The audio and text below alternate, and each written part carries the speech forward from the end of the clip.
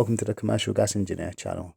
I was in this plant room doing some servicing and I had a leak. So I wanted to see if I could trace and repair the leak. So as you can see, I had isolated the boiler. Sometimes it can be your gauge, so you just want to make sure. So I isolated my boiler to see if it was in the pipework or on the boiler itself. And it looks as though the leak was on the boiler itself. So I'm going to do a bit of route of elimination.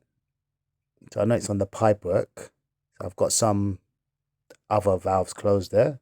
I had two valves. So I've got one valve here and there is another valve above. So I left this boiler on, so I tested this particular unit as well in the middle.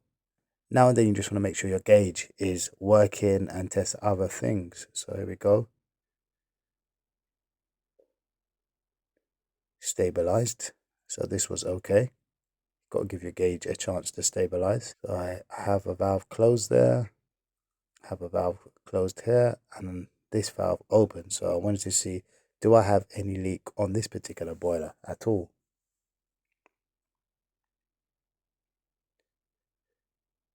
So I have this open and it was dropping like a stone. I isolated it. Then I wanted to see, once it stabilizes,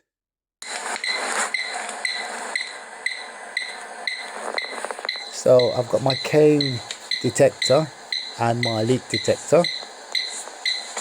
I think I was given this leak detector from Transco or something. It's just they're knocking about in the van, so it's the only one I could find. The cane sniffer, I don't know what it is with these cane sniffers. They are good, but it's the second one I have broken. But even though it's broken, it still works. I had a permissible gas leak, I believe, on this one here. It was leaking, but it wasn't dropping like a stone. But nonetheless, if I can trace and repair a leak within half an hour to an hour whilst I'm servicing, I'd rather do it than isolate the boilers. Especially in some of these buildings I work in are so critical to the public. I'm not on isolating them because sometimes even capping them can take me a while to just cap it and write up the paperwork. So sometimes I'd rather to just have a quick look to see if I can find it and repair it if possible. So here we go. I believe I've got the lagging out of the way. This one did slow me down a bit. Here we go. Bingo. This is boiler 3, underneath boiler 3, and the sniffer has detected it. It's a bit of fun. I kind of like tracing and repairing gas leaks. I feel like I'm stopping a leak, an ID situation, and it makes me feel worthwhile going to work. Because our jobs are there to safeguard life and property as well as gas engineers. Also, we are there to maintain appliances and fulfill compliance and so on. But one of the main roles as a gas engineer is to safeguard life and property, and this is what I believe I'm doing right here. So now it's to pinpoint the leak even closer, because LDF sometimes works for me, but it doesn't always narrow me down. Once I narrow down, then I can get the LDF out. Tell me your methods in the comments below, how you go about tracing a leak. Okay, so it appears to be on this pipe, but what joint is it at? Okay, I've got the lagging out of the way. I can see a bit more pipe exposed.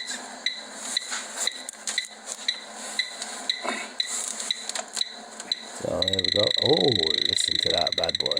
I'm going to check other areas as well, because there may be more than one area leaking.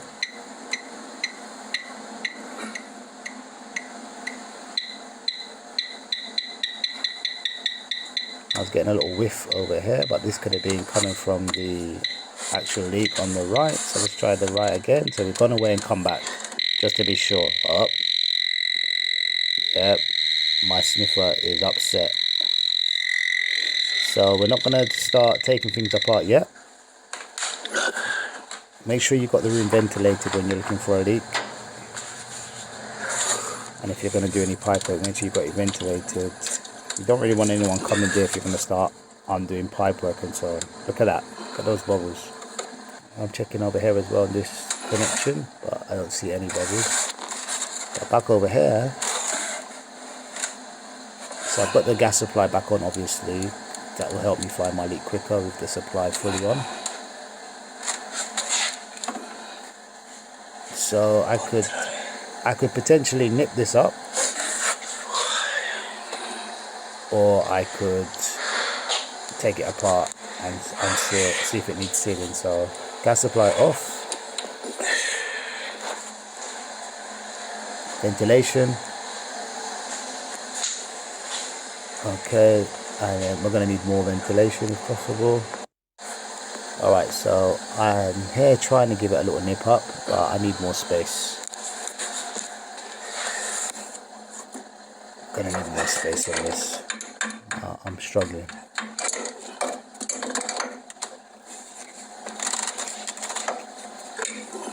Gonna have to get the lagging out of the way.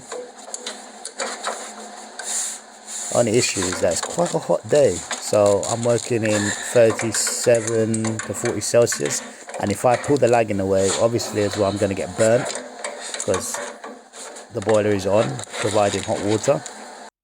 I did turn the boiler off to get the temperature down, and also because I was servicing as well, but the pipe's obviously still hot. Got the gasket sorted out, and now I'm doing a check. I'm still getting a drop. I don't think it's as quick as before. I've got my valve selected up there, so now it might need nipping up a bit more.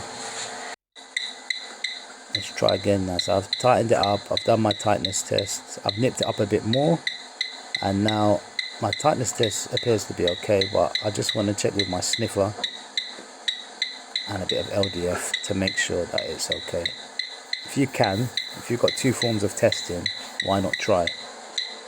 I know a tightness test is good, but you can still use a bit of LDF. I'm going to just put my sniffer around different places. I want to make sure my test equipment's working. Yep, it's working. Oh, it's very upset.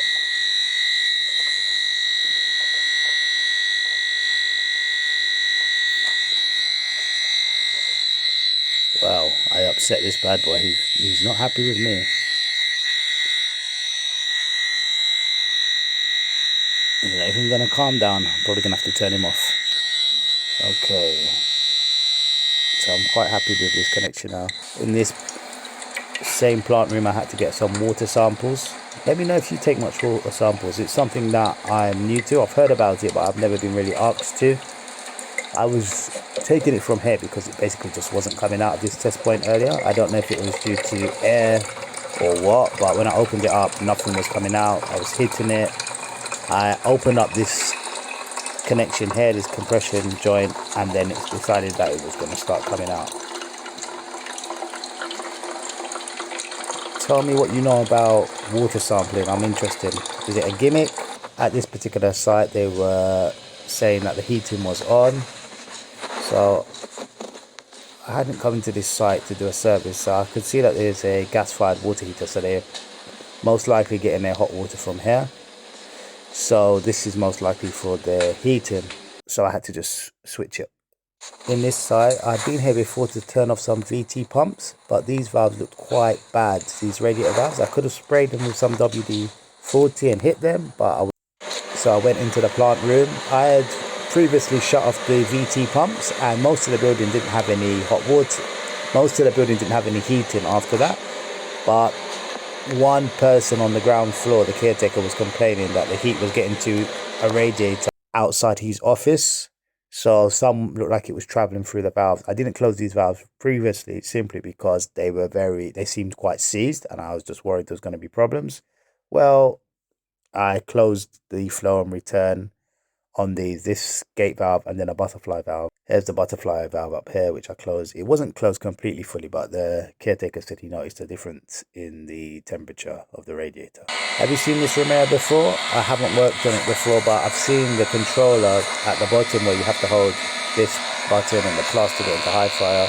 I had a lot of trouble getting the cases back on these boilers.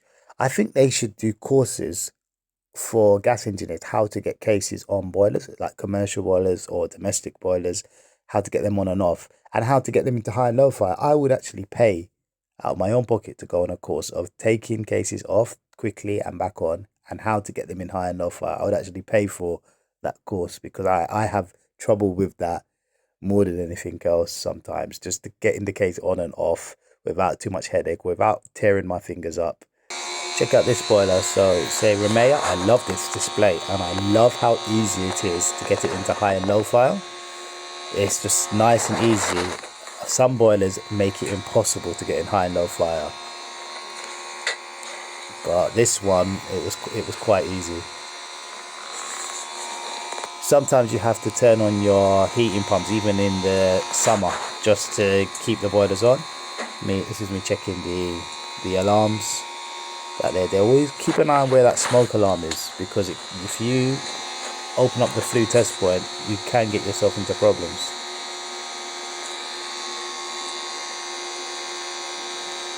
So I'm sometimes just having a little recce to see what I see in the plant room. Look, feel, touch when you're there. If you see anything weird, look it up and find out. Just always look, feel, touch. Like the PRV's going down. Keep looking. Look for problems like Detective Columbia.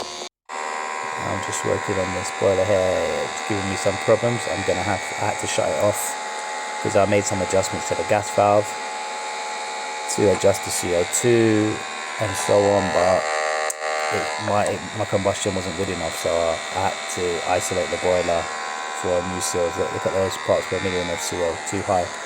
It's got to be isolated. I've got another boiler here.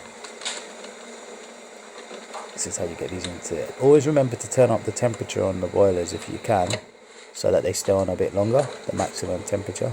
You hold those two to get into high fire, low fires there. Okay, last but not least, I want to show you how to log into the GasSafe website to get the extra information that you need. So click the engineer icon at the top when you get onto the GasSafe website. Then you've got to sign in. You can do this a different way. You don't need to do by user ID. You can go by license number. So you put your license on your gas card. It will say license number. And then you've got your registration number.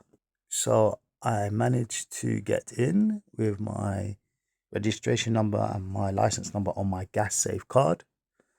And so it wanted my personal registration and then also my company's registration. So those two different numbers, the license and registration number to log in.